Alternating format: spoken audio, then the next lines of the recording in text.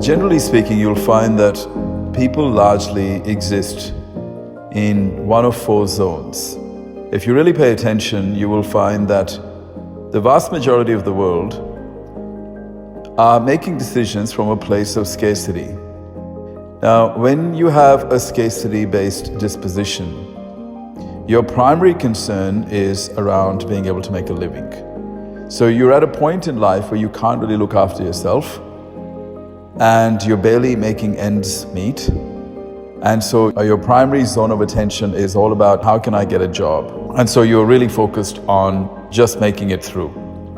And so that's how a lot of people, especially in the developing world, in a lot of parts of Asia, Africa, and South America, would be living in that way. And that's not to say that people in the West aren't. There's a lot of people in the West who also are operating and making decisions from a scarcity-based disposition.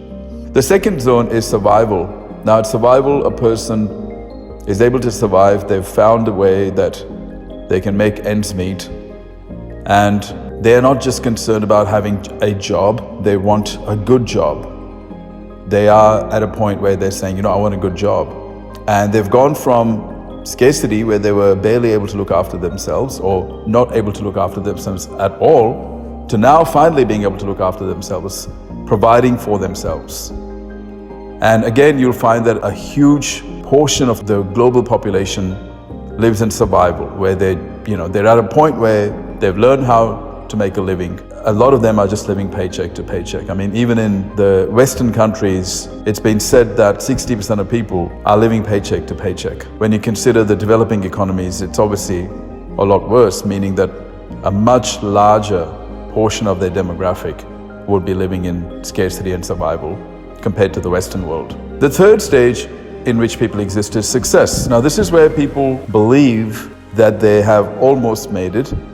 And people at success are not just driven by having a job or by having a good job. They really want a career. They want something a bit more meaningful. But when we talk about meaningful, we're not talking about meaningful in terms of connection with their purpose or their values.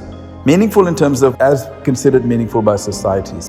If you look at how society classifies a successful person, it's somebody who's got a career. Maybe they've gone from scarcity, maybe at one point they were barely able to look after themselves, and then they went to survival where they were finally able to look after themselves. But now they can even look after their loved ones. So they've got a career at success and they can look after their loved ones and they're doing okay in life. And then there's a fourth stage, and this is what people don't realize. There's a fourth stage, and that's the stage called significance. At significance, a person who is at that stage, they're not just driven by wanting a job or a good job. They're not even driven by having a meaningful career as society would define it.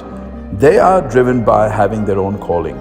They want to do something that makes a positive impact and makes a difference.